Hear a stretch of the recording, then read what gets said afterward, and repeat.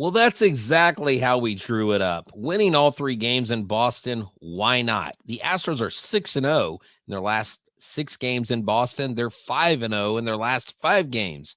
And this is a great series to talk about. Let's break it down. And Kyle Tucker's headed to Tampa. What?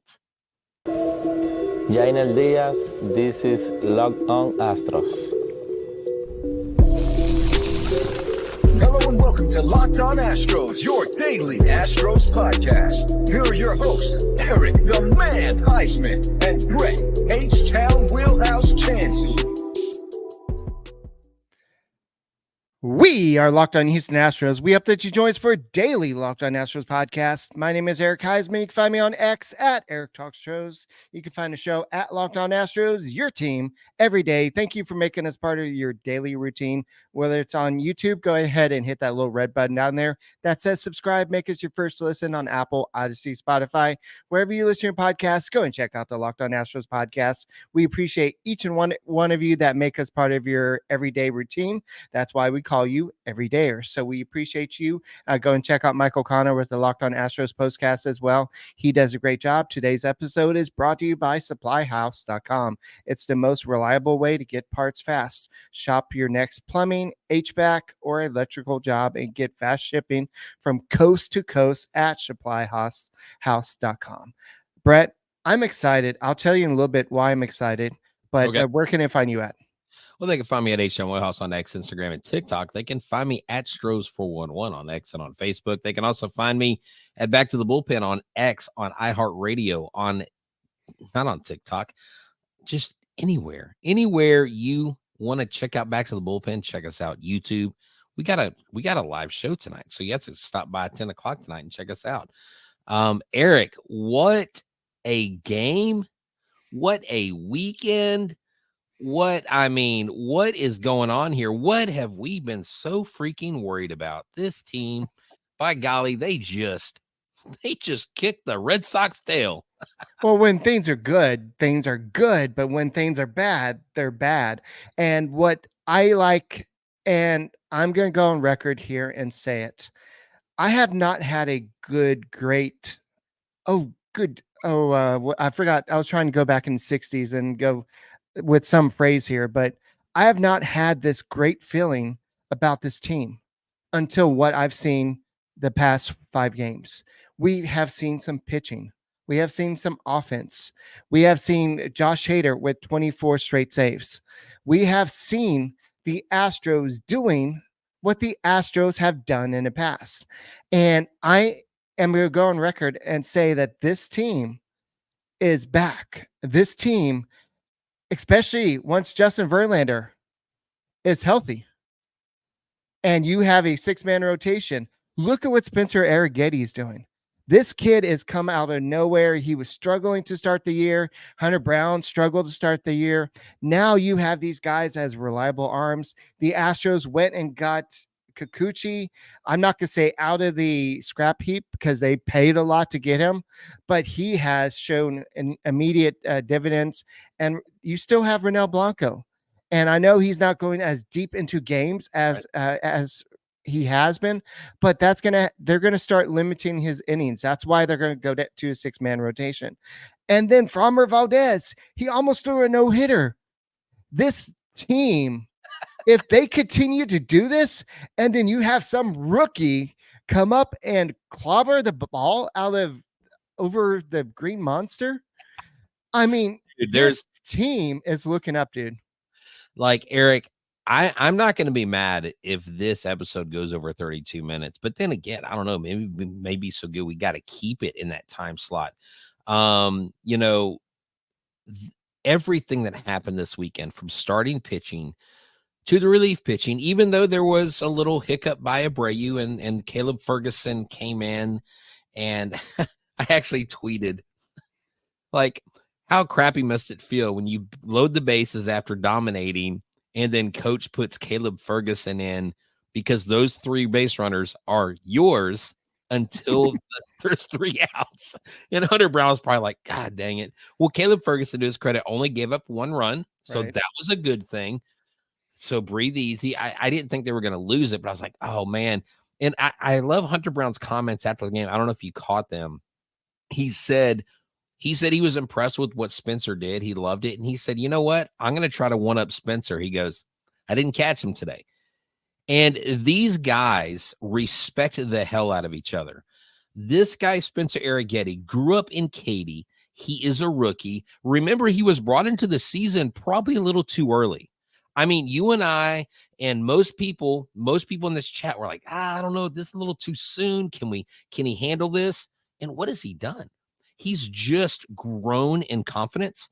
And Hunter Brown in his last 15 games is a completely different pitcher. Now he is under a 4 ERA. And Eric, I don't know if you caught this, because I know you were chilling by the lagoon today, but get this, he has the 5th lowest barrel percentage in Major League Baseball, only 5% barrels on all his pitches. I mean, what Hunter Brown's doing, his curveball was hitting the zone, in the zone. It wasn't crazy. Let's go all the way back. Let's go all the way back to when Hunter Brown was at AAA Sugarland. What was the biggest struggle he had? It was his control. Right. And this is his control over his breaking pitches, even his fastball. Dude, he's dialed in. He looks good. He's confident. This team was playing great baseball. And when Singleton did play, he contributed. And I opined last night on the show that I think it's great. I think I keep calling him Doug DeCenzo. Good Lord, Zach though will get more playing time. I bet within the next couple weeks he becomes the starter at first base. But I don't think that's bad for Singleton. I think Singleton's a good guy off the bench, left-handed power bat, and you can put him in the game for DeCenzo and not be worried about his glove because he has an elite glove.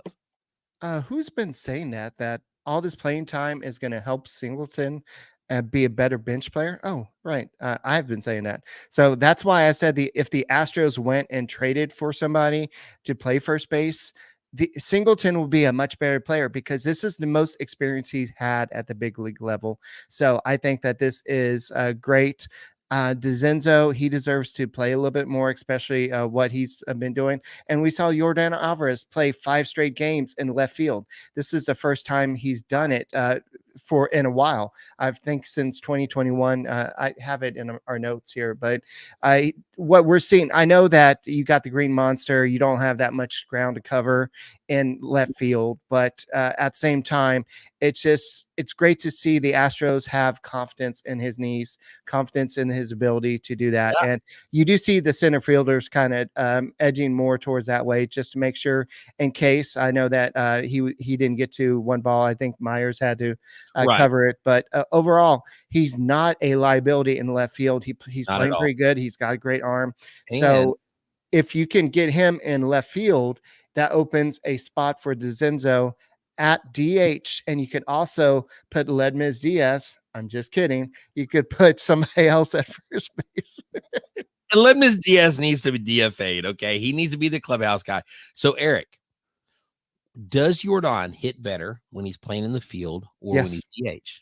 Okay. Look what he's doing. Even Rafael Devers is saying that he is. Yeah, they said he's like the translators like he's one of the best players in the game, and Devers is like, no, that's not what I said. He is the best player. StatMuse tells us the last 5 games, Yordan Alvarez has a batting average of 368, 7 hits, 4 home runs, 7 RBI, 5 runs scored. That's the last 5 games of his career. He's played left field in all 5 of those. I love where this team is at. And I think naturally a lot of people were worried because we know how good this team is performing wise. Right. But what's great, Eric, and what's encouraging is that these pitchers are not letting up. And like you said, it's probably a good thing. And I want to reemphasize this. It's probably not a bad thing that Ronell does not pitch as many innings, but Justin Verlander coming back, he looked really good yesterday in Sugarland. I was not able to be in attendance. I originally planned on, had some things come up, but from what I saw, from his velocity to everything on the mound, Eric, it looks great. I just think the future looks bright for the Houston Astros. And the Astros catch the Red Sox at home. And the Red Sox, like the Astros last year, are a bad home team. So we'll go ahead and continue this the conversation in a second. Guys, thank you for making Locked On Astros podcast your first listen. Go and subscribe to us. Make us your first listen. Apple, Odyssey, Spotify, wherever you listen to your podcasts. Go and check us out. Thanks. This episode is brought to you by SupplyHouse. Go to supplyhouse.com today for all your plumbing, HVAC, and electrical needs. And this is made for the skilled tradesman. That's right. The easy-to-use website is packed with helpful resources and the latest product info to help you get the job done right. Shop a complete inventory of over 200,000 parts from over 400 top brands and get your order delivered right to your door with fast shipping from coast to coast. Need help with an order? Get expert support and industry-leading service from the friendliest folks in the business and talk to a real person every time. Pros in the skilled trades get the competitive advantage of having the SupplyHouse.com's free Trade Master program. Every Trade Master gets access to a dedicated phone line, free shipping, and discounts on every order. Join the thousands of trade pros already benefiting from their free membership at supplyhouse.com/T-M and order plumbing, HVAC, and electrical supplies from anywhere just a few clicks away at supplyhouse.com. Hey guys, thank you for making Locked On Astros podcast your first listen every day. Whether it's on YouTube, go ahead and subscribe to us. Make us your first listen. I am Eric Huysman. He is Brett Chancey. We are the Locked On Astros podcast. Go and subscribe to us. Go and check out Sully over at Locked On MLB podcast. He does a great job, especially with the postseason approaching. And I have never felt as good about this 2024 team as I have this year. And I'm sure Sully's over there like, oh no, here comes the Astros. They're going to knock off my favorite team, the Seattle Mariners. What are we going to do? Mariners, but the Mariners, to their credit, they are keeping up with the Astros, and they have pitched some pretty good games. And who they play in the Mets, and they've played some shutout ball for the first two games. So now they have to respond. The Mets are Metsing, and we have a rogue Dodgers fan in here. A rogue Dodgers fan. He says Dodgers own the Astros. That's kind of I really don't know that you want to play with that statement, sir. The last time we played you on a World Series, when it meant something, we beat y'all at home. I mean, so you don't know, you don't own us. You own the highest payroll. And when y'all get knocked out of the NLDS, I'm so sorry. You can come here for counseling because there is a Counselor Eric character here. But hey, I'm trying to get it. And I don't know if I'll be able to grab it tonight. If not, I'll grab it tomorrow. A fan of the show was actually at the game, a guy named Aaron Hogan, and he was at the end of the dugout when DeCenzo came in to the dugout after his first major league home run, and the Houston Astros gave him the silent treatment.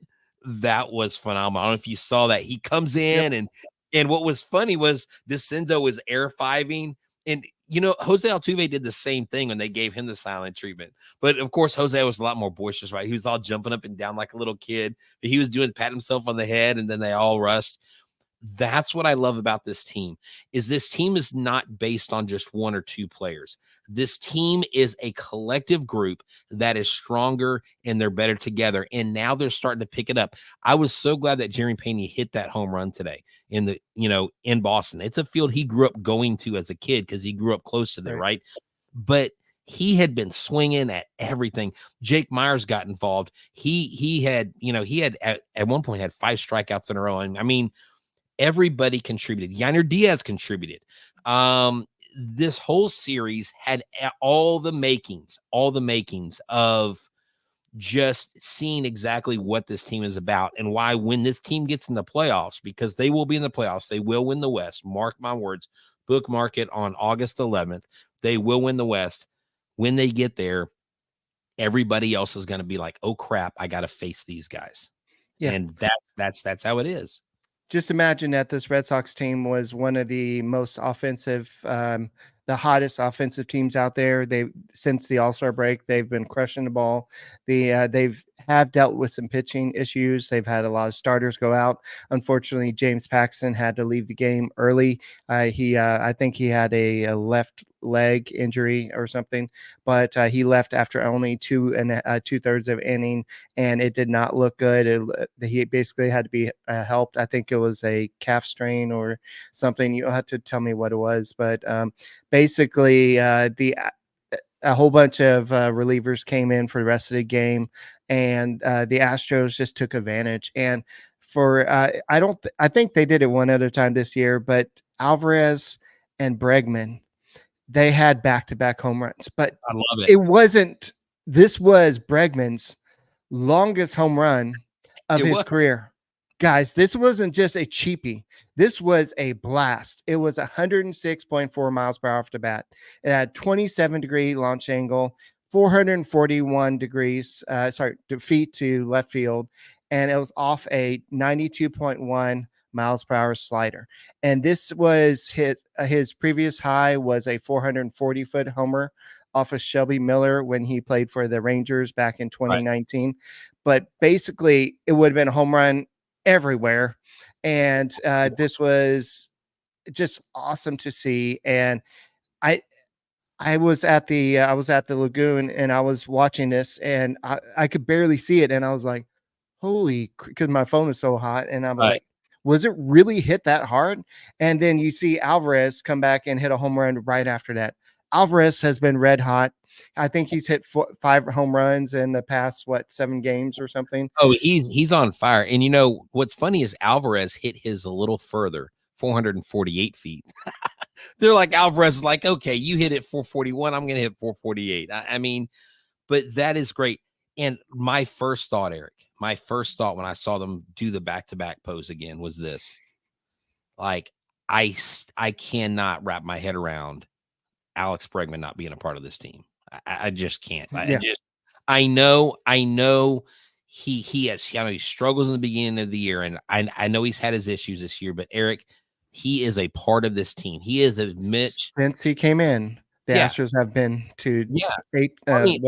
He is woven into the fibers of this Astros team. Him, Altuve, Kyle Tucker's become that. Alvarez has become that. These are guys that you want to keep together. I really don't think he's going to get that massive deal, but I don't know. Look, speaking of contracts, from what Jeff Passan is reporting this weekend, when they get into contract negotiations with Vlad Guerrero Jr., the floor is going to be $300 million, not the ceiling. Wow. So you got someone like that who has, I mean, he hadn't had a bad year, but he hadn't had his best year, right? And he was on the trading block, all that stuff. So I just really wonder what's going to happen with this Alex Bregman saga. I wonder if he's going to say, you know what, Scott, I want to stay with this team. Let's try to get them in this range versus go here. Because if I'm Alex, I don't want to take 50. Well, I say that I don't want to take more money just to go to another team and not win. But then again, I've never had to turn down even $1 million. So who am I? Yeah. So with the whole Kyle Tucker versus Bregman, it's like, which one do you want? Do you want the green pin, or do you want I guess this is peach pin? Because you can't have them both. You can have one or the other.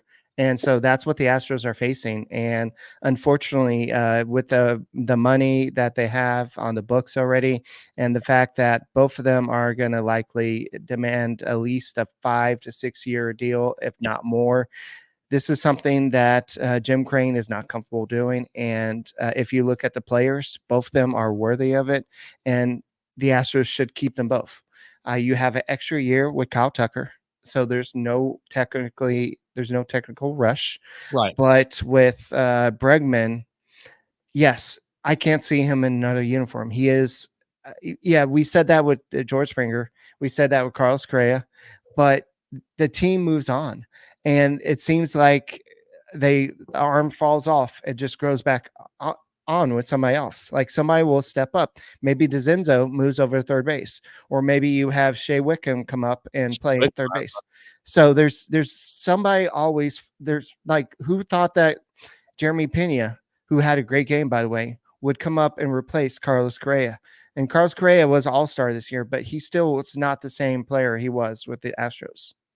So exactly. Look, despite, he has been doing good. He did, Zach did go 0 for 5 today, but up until this game today, Eric, here's the thing. I like the pop in his bat. I like that he's acclimating. This guy's learning on the job. He's learning at the major league level.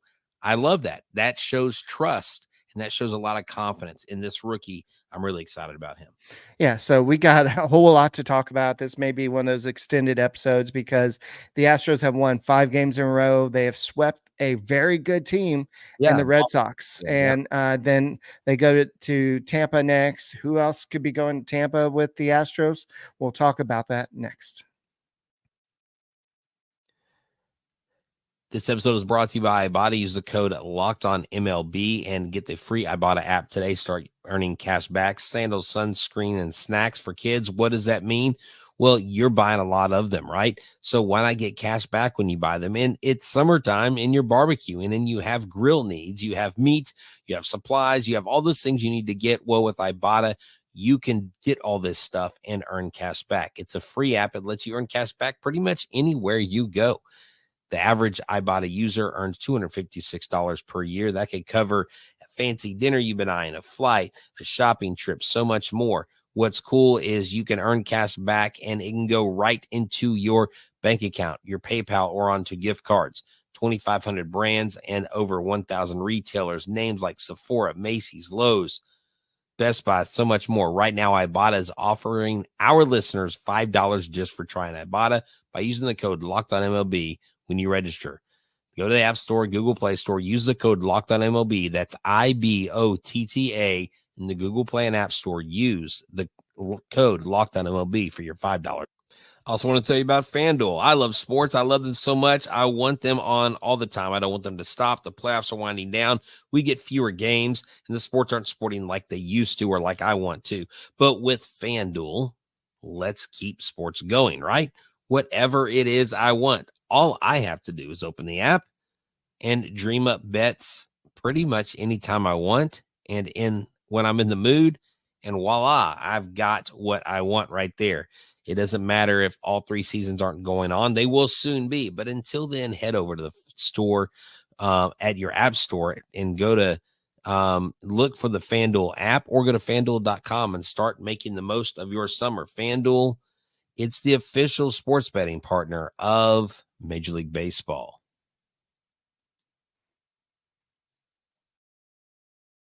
Guys, thank you for making Locked On Astros podcast your first listen every day. And go and make us first listen on Apple, Odyssey, Spotify, wherever you listen to podcast. Go and check out the Locked On Astros podcast. We appreciate you. We are here for you when the Astros win, when the Astros lose, whatever happens. The Astros are on a high note. And I'm going to put this this message up from Lewis because I'm going to say this.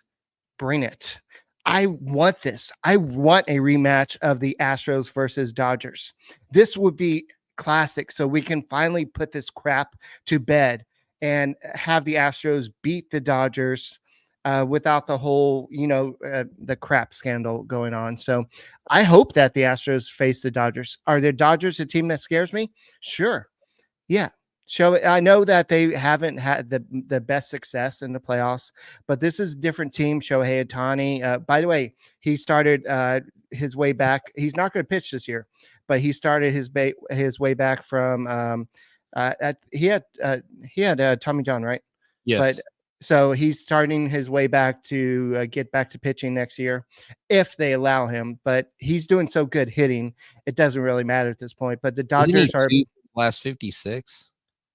Or something like that. Isn't he in a slump right now? Okay. Debbie Downer, whatever it is, but he's still a great hitter. He's a Dodger. I don't care. But don't forget that Rafael Devers says that that Alvarez is the best hitter in the game.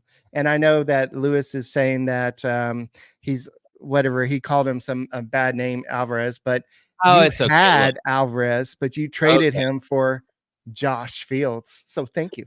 Thank you very much. Okay, that's enough. Lewis gets no more mentions on this show ever. We're just having some fun. I know.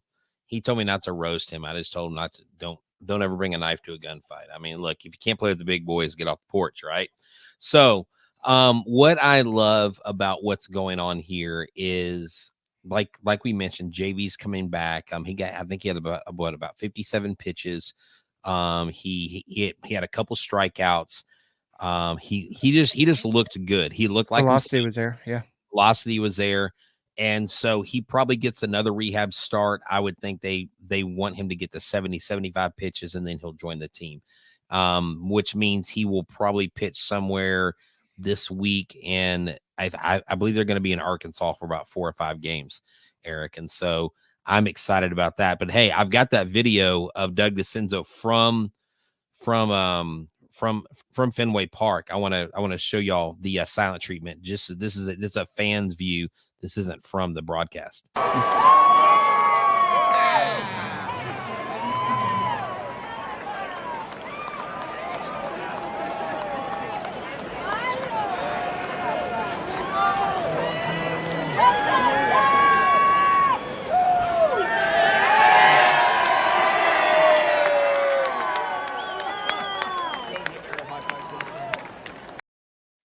Man, you got to love that. I mean, this team loves this kid, and that's what you always wonder. A new blood coming into such a veteran team, and how's he going to perform? And overall, I think his performance has been great. He's going to have his ups and downs. He's going to have his offers. It's baseball. Everybody does. Baseball success is built on failure, Right. And so he did great. I just love that his first home run was in such a historic park, and he mentioned his family happened to be there when he hit that home run. So that's really cool too. Yeah. And the fact that he, it looks like he's kind of a natural. It just, oh, exactly. Yeah. He looks like he owns it. He owns it. He just like lived in a moment. It wasn't too big for him. And I just feel like this kid is going to be a much better. He was a great minor leaguer, but I think he's going to be a better major leaguer.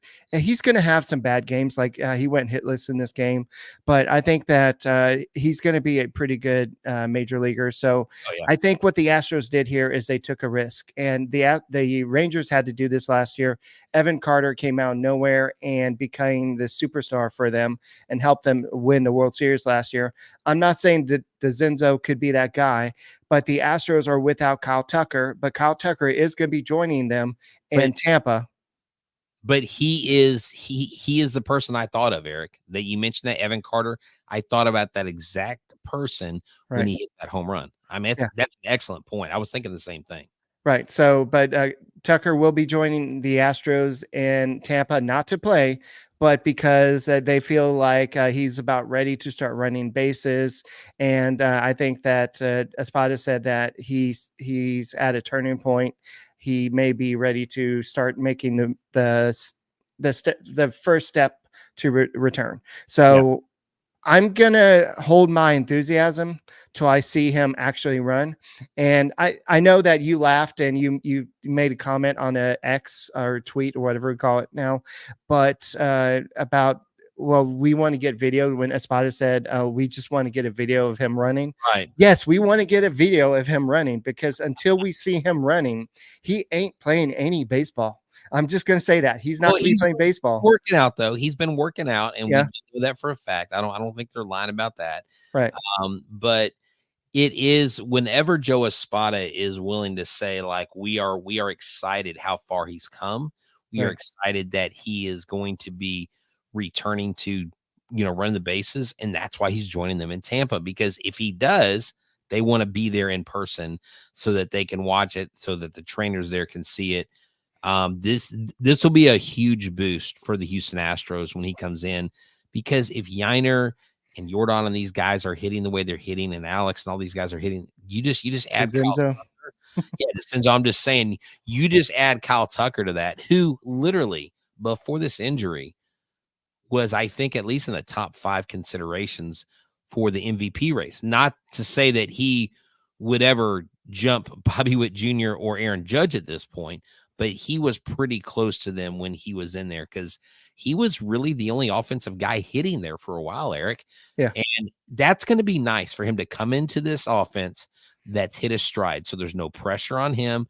He can go up there, be himself, and he's probably going to DH more often than not.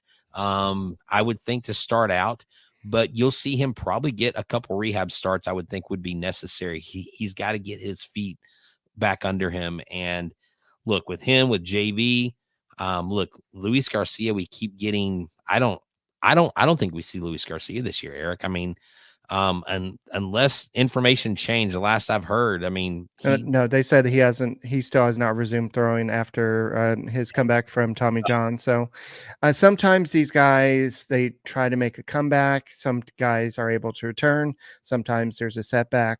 Even like some of the best athletes in the world, like Mike Trout, he tries to make a comeback from just something as simple as meniscus surgery, and he tries to come back maybe on the schedule that the doctor says, but all it takes is just one little move, just like with Tucker.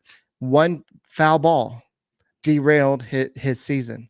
And it just sucks that happens, but it's baseball. You never know what's going to happen. And credit the Astros for not just buckling and when their best player goes under. And you mentioned Judge, but Alex Cora said that he sees a Aaron Judge and the basically in Alvarez, and he says that he's a great hitter and he's got a great eye. He hit 2 home runs the other day, and we're getting a lot of praise from other teams, especially when he's crushing them in that ballpark. Well, he is that guy that when he gets in the box, you fear him. And I actually mentioned this the other night because everybody was worried about the power. He was still really hitting for average. Jordan doesn't have to hit a home run to do damage to other teams. He hits doubles, he hits singles. The guy can hit the ball all over the field. I think he's a better hitter than Aaron Judge and Rafael Devers. I just think he's a more complete hitter. And that's no disrespect to Judge or Devers. They're both very good in their own right. Devers, I think Devers is underappreciated offensively, like Jose Ramirez is like underappreciated. I think our friend my guy Corbin mentioned that Alex Bregman's glove is underappreciated. There are certain aspects to some of these players' games that people don't pay attention to. Aaron Judge is a very good outfielder. Bobby Witt Jr. is just a great all-around player. I think Alvarez, when he's out on the field, he can make a hell of a good throw. I mean, he's not the speed from the outfield, so he's not going to run down. You're not ever going to see him lay out for a ball. Now, if you do, more power to you, Jordan, but we don't need that. That's why we get Jake Myers out there, because you had mentioned that earlier.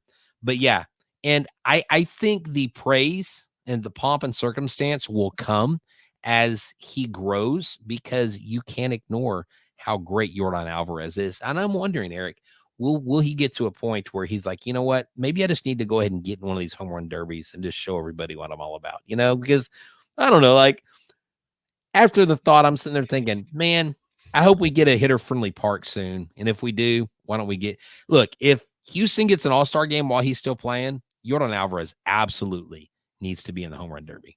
Remember how much we rooted for, I think it was Lance Berkman Lance Berkman, yeah. Oh, by the way, I saw that Alvarez has been intentionally walked 23 times.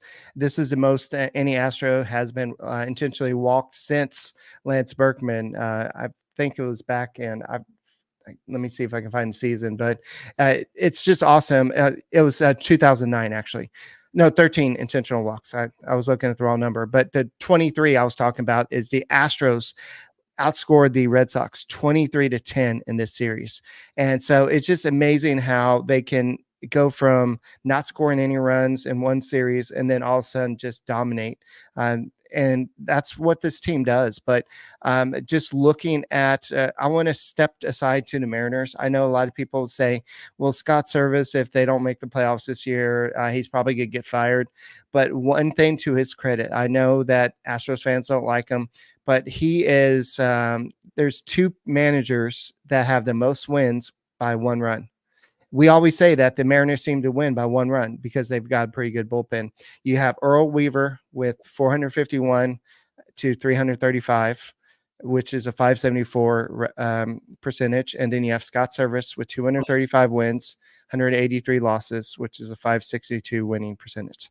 So he does have a instinct of using the bullpen and building a great bullpen. So we may say a lot of crap about Scott Service, but that's one thing he does do right. I love when he subs in the wrong pitcher against us. I love that. I was at that game. Thank you, Scott. I appreciate it. I'll forever be thankful for that walk. You talk about Robbie Ray into face Alvarez. Yeah, Robbie Ray. That was not the best call. No, it wasn't. But I mean, that's just one of those moments where when Jordan hit that home run, it's just like, I think his average, and I was trying to find it, I can't find it. I think his average is either equal to or more than that of what Barry Bonds is against left-handed pitchers. I mean, he is doing things at a Hall of Fame pace. I mean, this guy, fastest to 150 home runs, 7th fastest to 150 home runs. I think his career OPS is around 900 or something like that, close to 1,000. In these last couple of games, someone put up here, it's over 2,000. I mean, it's just uncanny what this guy's doing.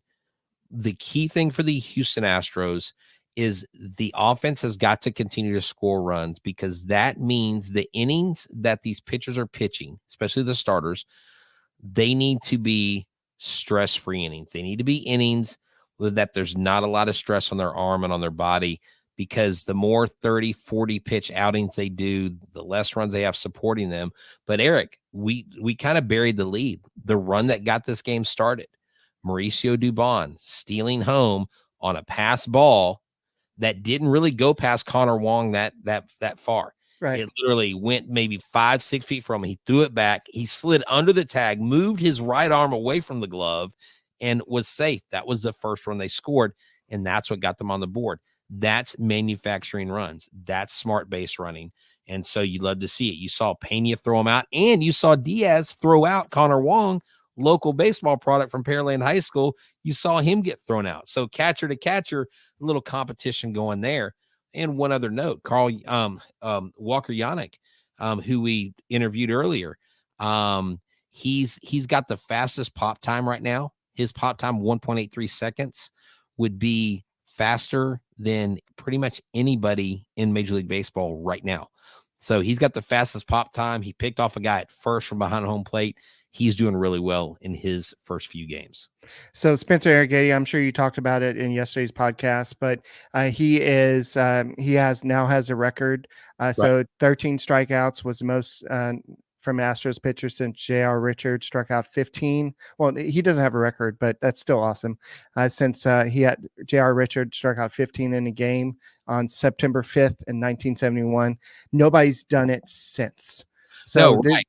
And he's the first American League pitcher in Major League history to strike out 12 plus batters in 2 games in a row. So that, I mean, dude, his record yesterday. Yeah, his start yesterday was phenomenal. There was another, I think Jacob deGrom did it in the National League, and I think him and deGrom are the only 2 guys to do it like in the last so many years. Right. And so, wow. What a pitching performance. Just imagine when JV comes back. You have JV, Framber Valdez. You have improved Hunter Brown. You have Spencer Arrighetti. You have Ronel Blanco. Yeah. You who did I miss? I missed somebody. It's Spencer Arrighetti or Hunter Brown. I missed somebody there. Say Framber Valdez. Yeah. Yeah. But you have a legit rotation now. 6-man rotation. This is not just, let's just call somebody up. Let's go ahead and get Dubon. No, not Dubon. What's his name? Sean Dubin. Yeah. So too many names. That's okay. Here's the deal with the Houston Astros going into the playoffs. Once JV gets back, he gets in the groove. You clearly have an argument for the Houston Astros to have the best top 4 rotation guys. Oh, Kikuchi. Yeah, that's who we forgot. I thought I said Kikuchi. Yeah, sorry. No, yeah. You missed Kikuchi. But I mean, so you've got all these pitchers. You gotta pick the best 4 for a playoff series. Nobody else, I don't think, has a better rotation 1 through 4 than the Houston Astros do. All healthy, all doing their job. That's why we have got to realize this is a marathon, not a sprint. And that's what the Houston Astros have. They have had that mindset. We know what everybody's saying, but we don't care. I mean, you know, it's why to this day, Mike Stanton gets on to me for talking about the playoffs on August 11th. Yeah. We're talking about the playoffs. And I'm like, but, and so they're Yeah. focused on today. They're focused on going to Tampa and beating Tampa. Dude, I'm excited because, you know, when they come back home, it's Hall of Fame weekend, Eric. There's all kinds of stuff. They're giving away the second part of the Jose Altuve bobblehead. And to mention, there are still a few tickets left.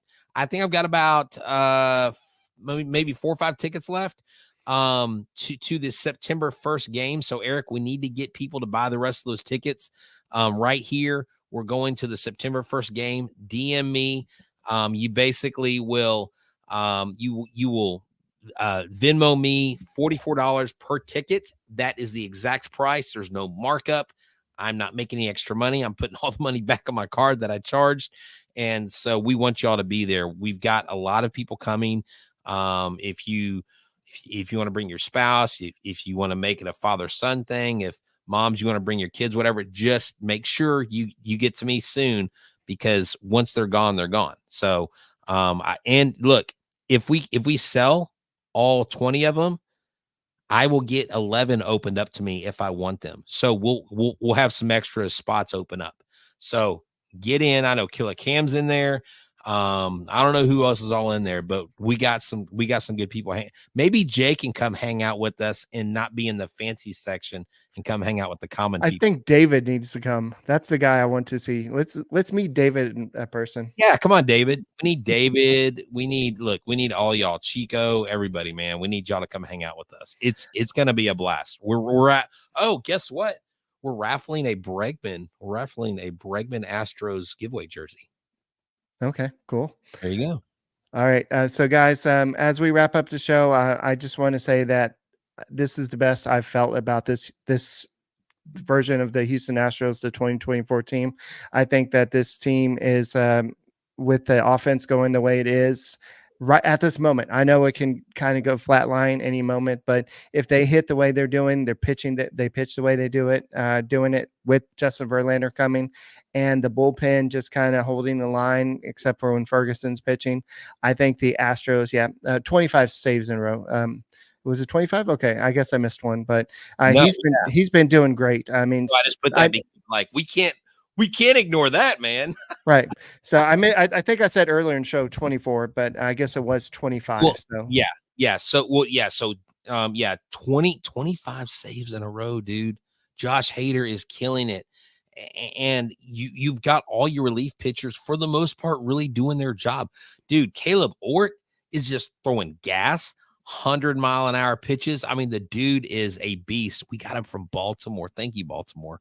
Imagine Caleb Ort striking out the side with Gunnar Henderson going down on strikes to beat the Orioles in a series. That would be fun. Yeah, I mean, that Orioles team is scary. That Astros will have to face some serious competition in the playoffs if they make it, but they got to get past the Mariners first.